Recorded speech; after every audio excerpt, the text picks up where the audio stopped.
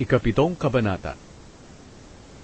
Kaya kinuha ng mga taga-Kiryat Jearim ang kahon ng Panginoon at dinala sa bahay ni Abinadab na nasa burol. Pinili nila si Eleazar na anak ni Abinadab na magbantay dito. Ang pamumuno ni Samuel sa Israel.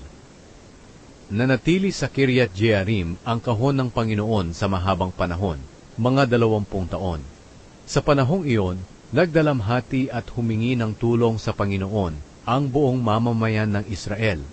Sinabi ni Samuel sa kanila, "Kung taos sa puso ninyo ang pagbabalik loob sa Panginoon, itapon ninyo ang inyong mga Diyos-Diyosan, pati na ang imahe ni Astoret.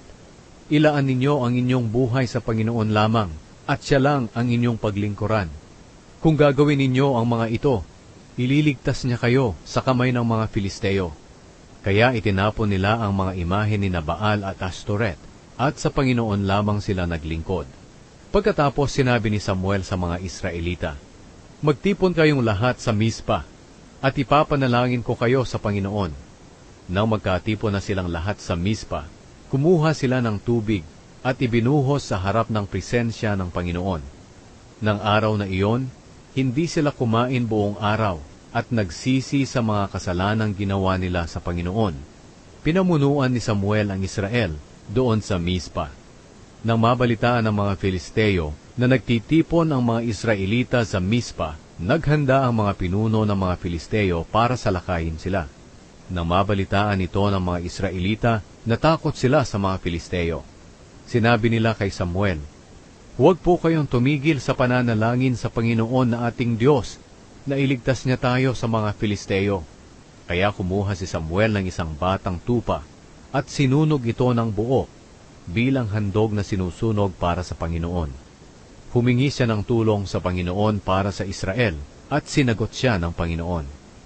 Habang iniaalay ni Samuel ang handog na sinusunog, dumating ang mga Filisteo para makipaglaban sa mga Israelita. Pero sa araw na iyon, nagpakulog ng malakas ang Panginoon. Kaya natakot at nalito ang mga Filisteo, at nagsitakas sila sa mga Israelita. Hinabol sila at pinatay ng mga Israelita sa daan, mula sa Mispa hanggang sa Betkar. Pagkatapos kumuha si Samuel ng isang bato, at inilagay sa gitna ng Mispa at Shen. Pinangalanan niya itong Ebenezer, dahil sinabi niya, "Hanggang ngayon, tinutulungan kami ng Panginoon." Kaya natalo nila ang mga Filisteo, at hindi na nila muli pang sinalakay ang mga Israelita habang nabubuhay pa si Samuel, dahil ang Panginoon ay laban sa mga Filisteo. Naibalik sa Israel ang mga lupain malapit sa Ekron at Gat na sinakop ng mga Filisteo. Natigil na rin ang digmaan sa pagitan ng mga Israelita at mga Amoreo. Nagpatuloy si Samuel sa pamumuno sa Israel sa buong buhay niya. Taon-taon, lumilibot siya mula Bethel papuntang Gilgal at Mizpa para gampanan ang tungkulin niya bilang pinuno ng mga lugar na ito. Pero bumabalik din siya sa Rama kung saan siya nakatira at namumuno rin sa mga tao roon. At gumawa siya roon ng altar para sa Panginoon.